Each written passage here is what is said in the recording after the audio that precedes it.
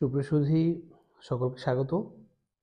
আজকে আমরা একটি গুরুত্বপূর্ণ সেগমেন্টে উপস্থিত হয়েছি, সেটা হলো আইএলটিএস এর রিডিং সেগমেন্ট। রিডিং সেগমেন্টটাতে অনেকেরই অনেক প্রবলেম হয়, কারণ হলো যে মানুষের আসলে পড়াশোনার অভ্যাস নেই। মানুষ আসলে রিডিং হ্যাবিট না থাকলে সে না ইংরেজি, না বাংলা, না ফ্রেঞ্চ, না জার্মানি, কোনো কিছুই ঠিকমতো সে সলিউশন করতে পারবে না। তো রিডিং হ্যাবিট থাকতে হবে। আমরা বাঙালিরা বিশেষ করে পড়ুয়া জাতি নই। আমরা শুধু পরীক্ষায় ভালো করার জন্য এই প্রশ্ন পড়ে থাকি, কিন্তু রিডিং হ্যাবিট আমাদের তৈরি হয়ে ওঠে না। রিডিং হ্যাবিট যখন তৈরি হয়ে ওঠে না, তখন আমরা আইএলটিএস এর রিডিং সেগমেন্টটাতে ভালো কিছু করতে পারি না। কিন্তু যদি আমরা ভালো করে পড়তে পারতাম, যদি ভালো করে রিডিং হ্যাবিটটা থাকতো, তাহলে আমাদের খুব সহজেই আমরা এই রিডিং হ্যাবিটটাকে আমরা কৃষি শিক্ষার মতো করে ফেলতে পারতাম। তো এখানে রিডিং হ্যাবিটে আমাদের রিডিং সেগমেন্টে অনেকগুলো বিষয় রয়েছে। তার মধ্যে লিস্ট অফ হেডিংস নামক একটা ব্যাপার আছে। এই লিস্ট অফ হেডিংসটা নিয়ে আজকে আমরা আলোচনা করব। লিস্ট অফ হেডিংসটা হলো যে খুবই সহজ। দেখেন এখানে কি লেখা আছে, একটা লিস্ট অফ হেডিং দেওয়া আছে 1 থেকে 11টা, আর আমাদের প্যারাগ্রাফ দেওয়া আছে কিছু, এখানে এ থেকে আই পর্যন্ত। এবং এই প্যারাগ্রাফগুলির মূল থিমটা কি, এই মূল থিমটা এই লিস্ট অফ হেডিংস থেকে বের করতে হবে আর কি। এখানে প্যারাগ্রাফ এ আমরা পড়ার চেষ্টা করি কি আছে, দেখি আমরা। এখানে লেখা আছে, দেখেন, it is difficult to conceive of vigorous economic growth without an efficient transport system, although modern information technologies can reduce the demand for physical transport. By facilitating teleworking and teleservices, the requirement for transport continue to increase. There are two key factors behind the trend. For passengers transport, the determining factor is the spectacular growth in car use. The number of cars in European Union roads saw an increase 3 million cars each year. তার মানে বোঝা যাচ্ছে কি, কারগুলি কি হচ্ছে, প্রতি বছরে আমাদের 3 মিলিয়ন বাড়ে যাচ্ছে। হ্যাঁ, এখানে দেখা যাচ্ছে 1992 2010, and in the next decade the European Union will see a further substantial increase in its fleet. মানে দেখা যাচ্ছে কি, তাহলে আমরা মনে রাখবো যে আমরা লিস্ট অফ হেডিংস এর ক্ষেত্রে এটা আসলে অ্যান্সার শুরুর দিকে থাকার পসিবিলিটিস থাকে অথবা শেষের দিকে থাকার পসিবিলিটিসটা থাকে।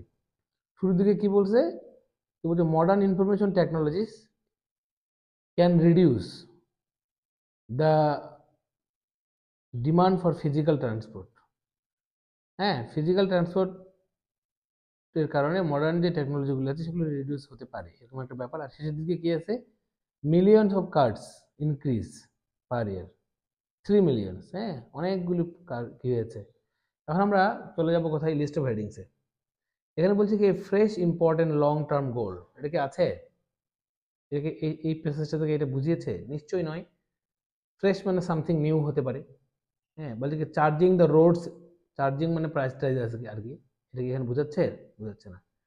Changes effect of distance goods, distance কি বোঝাচ্ছে এখানে? ডিস্টেন্স কি পাইছি আমরা? নাই। নেসেসিটি বলছে কি taking necessary steps to the change transport pattern, transport pattern change করার ব্যাপারে কোনো কথা বলছে কি এখানে? বলেনি। এনভায়রনমেন্টাল কোনো ব্যাপার ছিল না। তারপর বলছে কি এখানে escalating cost of the rail transport, রেলের ব্যাপারে কোনো লেখা আমরা এখানে পাইনি। আপনারা জুম করে দেখতে পারেন, দেখবেন এখানে রেলের ব্যাপারে কোনো কথা নেই। The need to achieve transport rebalance, imbalance বা রিব্যালেন্সের কোনো কথা বলা হয়েছে এখানে? বলা হয়নি, এটা হবে না। তোমার এখানে কি বলছে, the rapid growth of private transport, private transport, হ্যাঁ, কার একটা প্রাইভেট ট্রান্সপোর্ট, সেক্ষেত্রে এটাকে র্যাপিড গ্রোথ বলতেছে। 1990 থেকে 2010 সালের মধ্যেই কি হয়েছে, আমাদের 3 মিলিয়ন কার বেরিয়ে গেছে। তাহলে র্যাপিড গ্রোথ বোঝা যাচ্ছে, তাহলে শেষের দিকে আমরা পাচ্ছি। তাহলে এটা অ্যান্সার কি হবে, দ্য র্যাপিড গ্রোথ। এটা আমরা আন্ডারলাইন করে দেবো, তাহলে পরবর্তীতে প্রশ্নগুলো খুঁজতে সুবিধা হবে। তাহলে একের অ্যান্সার কি লিখবো আমরা, এই যে অ্যান্সার হলো 8 নম্বরটা। আশা করি আপনারা বুঝেছেন। এবার বি নাম্বারের প্যারাগ্রাফটা আমরা কিভাবে সলিউশন করবো দেখি। আমরা বলেছিলাম হয়তো শুরুর দিকে থাকবে, হয়তো শেষের দিকে থাকবে। হ্যাঁ, এরকম করে থাকে আর কি সচরাচর। As far as goods, goods মানে মাল, পণ্য বা পণ্য, হ্যাঁ, গুডস ট্রান্সপোর্ট ইজ কনসার্ন, মানে কি পণ্যবাহী যে যেগুলি আছে যানবাহনগুলি আছে সেগুলি উদ্বিগ্নের বিষয়। Growth is due to large extent, বেড়ে যাচ্ছে, to change is European economy and its system production. In the last 20 years, as internal frontiers have been abolished, the European Union has moved from a stock economy to a flow economy. This phenomenon has been emphasized by the relocation of some industries.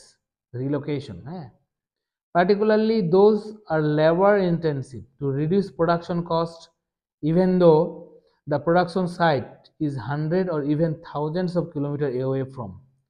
away from মানে কি, এটা distance মিন করতেছে, away from the final assembly plant। আমরা distance কিন্তু পেয়েছিলাম এখানে, দেখেন changing effects distance, goods may be transported, তাহলে এখানে ডিস্টেন্স মিন করতেছে even 1000 kilometres away from the final, তাহলে এখানে ডিস্টেন্স পাচ্ছি আমরা, তাহলে আমরা অ্যান্সার এটাই নিব 2। হ্যাঁ, আমরা শুরু থেকেই পড়ে নেওয়ার চেষ্টা করবো বিষয়গুলি। এবার 3 নাম্বার সি নাম্বারে চলে যাই, দেখি সি নাম্বার কি বলছে। সি নাম্বার কি বলছে, the strong economic growth expected the countries which are candidates for entry two, প্রবেশ করতে চায় কোথায়, ইইউ, ইউরোপীয় ইউনিয়নে। হ্যাঁ, এটা বাণিজ্যিক জোট, একটা বিশাল বড় বাণিজ্যিক জোট। আমরা দেখি এখানকার লিস্ট অফ হেডিংস এর মধ্যে ইইউ কি কোথাও আছে? হ্যাঁ, ইইউ আমরা এখানে পাচ্ছি, এই যে লাস্ট অপশনটাতে ইইউ অ্যাডমিশন। তাহলে কি হলো এখানে, এই যে এন্ট্রি টু ইইউ অ্যাডমিশন, দেখেন এন্ট্রি টু ইইউ, এন্ট্রি মানে কি প্রবেশ করা, অ্যাডমিশন মানে এক প্রকার প্রবেশ করে। তাহলে আমরা এখানে সহজেই পেয়ে গেলাম। তাহলে এখানে আমরা দুইটা প্রশ্নের অ্যান্সার পেয়েছিলাম দুইটা প্যাসেজের শেষের দিকে, এবং সি নাম্বারের কথা পেলাম শুরুর দিকে। তাহলে এটা কি হবে, সি নাম্বারটা আমরা কোথায় পেলাম, এই যে শেষেরটাতে 11 স্পষ্ট করে লেখা আছে। আমরা ডি তে চলে যাই। ডি কি বলতে দেখেন, here are new imperatives. New imperative মানে কি নতুন উদ্যোগ, আমরা শুরু থেকে পেয়েছিলাম, দেখেন a fresh and important long term goal, important long term goal, ঠিক আছে। তাহলে আমাদের বেশি দূর যাওয়া, নিউ ইম্পারেটিভ মানে কি, এ ফ্রেশ বুঝে যাচ্ছে, এটা আমরা শুরুতেই পেয়ে গেছি, আর বেশি পড়ারই দরকার নেই। তাহলে এখানে আমরা ডি নাম্বারে কি দেবো, আই। বুঝতে হবে ব্যাপারগুলি, হ্যাঁ, এটা কিন্তু সিনোনিমা ইউজ করছে, ফ্রেশ এখানে নিউ, আপনাকে এটা বুঝতে হবে। তাহলে আমরা পরের প্যারাগ্রাফে চলে যাই। ই নাম্বারে বলছে কি দেখেন, in 1998 energy consumption in the transport sector was blamed for 28% emission of carbon dioxide, এটা environmental ব্যাপার বোঝাচ্ছে, leading greenhouse gas, ঠিক আছে। according to the latest estimate, if the nothing done reverse the traffic growth trend, carbon dioxide emission from the transport can expected in increase by around 50%, 1 billion ton compared to the এত billion কি tons recorded in 1990.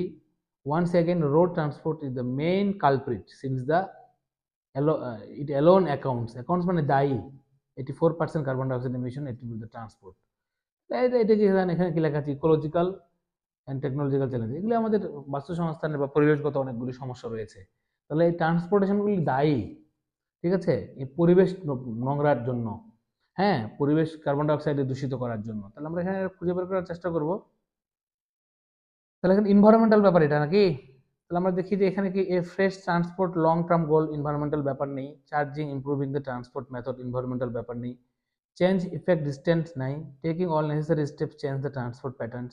The environmental cost of road transport, এই যে এখানে একটা ব্যাপার আছে, the environmental ব্যাপার আছে, ইনভায়রনমেন্টাল কস্ট। এখানে কস্ট মানে কিন্তু দামি নয়, এই কস্ট মানে কিন্তু এখানে প্রভাব। এখানে এটাকে কনফিউজ করার জন্য আমাদেরকে দেওয়া হয়েছে। আমাদেরকে ইংলিশকে ভালো করে বুঝতে হলে আমাদেরকে সেন্সটা খুব জরুরি। দ্য ইনভায়রনমেন্টাল কস্ট হবে, তাহলে ইনভায়রনমেন্টাল কি, প্রভাবগুলি, ইনভায়রনমেন্টাল পরিবেশের উপর যে প্রভাবটা, কিসের, অফ রোড ট্রান্সপোর্টের। তাহলে আমরা কি পাইলাম, এটা আমরা 5 নাম্বার অপশনটা নিয়ে যেতে পারবো চোখ বন্ধ করে। এবার আমরা চলে যাবো এফ নাম্বারে, অপশন ডান করা আছে, এফ নাম্বারটা আমাদেরকে যে করার দরকার নেই। তাহলে আমরা জি নাম্বারে চলে যাচ্ছি। জি নাম্বার কি বলছে, the first approach would consist focusing on road transport, কি লিখছে, এসও এলিও, সোলি, সোলি মানে একাকি, through the pricing. This option would not be accompanied by complementary measure in the other modes of transport. In the short term, it might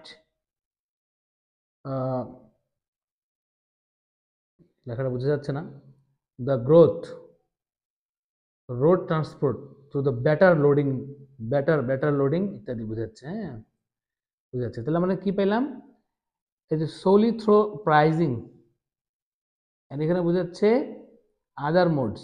আমরা একটু বোঝার চেষ্টা করি প্রাইজিং এর ব্যাপারটা। তাহলে এখানে আমাদের এখানে কি আছে, শুরু থেকে পেয়ে গেছি। এখানে কি পেয়েছি, charging for roads, improving the transport methods. এখানে কি আছে, চার্জিং বোঝা যাচ্ছে কিন্তু ইমপ্রুভিং মেথডস নাই, এখানে বোঝা যাচ্ছে না। হ্যাঁ, তো আমরা এখানে চলে যেতে পারি যে আর কি কি আছে। প্রাইস কোথায় আছে, প্রাইস। হ্যাঁ, এখানে দেখা যাচ্ছে কি যে রেস্ট্রিক্টিং the road through the charging মানে প্রাইজিং পলিসিস এলোন বোঝাচ্ছে কেন, এই যে এখানে দেখেন ট্রান্সপোর্ট সোলি, সোলি শব্দের অর্থ কি, এলোন। এই জিনিসগুলি কিছু কিছু শব্দ আমাদেরকে মিলাইতে হবে এখানে আর কি। তাহলে এটা কত হবে 10। তাহলে আমাদের কোন কোন বিষয়গুলি হয়ে গেল সেগুলো আপনি দাগিয়ে দিবেন।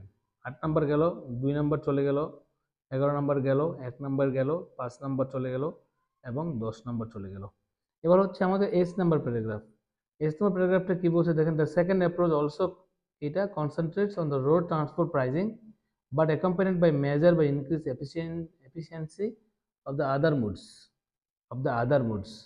আদার মুডটা কিসের, বেটার কোয়ালিটি অফ সার্ভিস। ঠিক আছে, আচ্ছা। এটা ট্রান্সপোর্ট প্রাইজিং এন্ড কি আদার মুডটা কি ছিল, বেটার কোয়ালিটি। আমরা ট্রান্সপোর্ট প্রাইজিংটা কিন্তু পাইছি এখানে আগে থেকেই।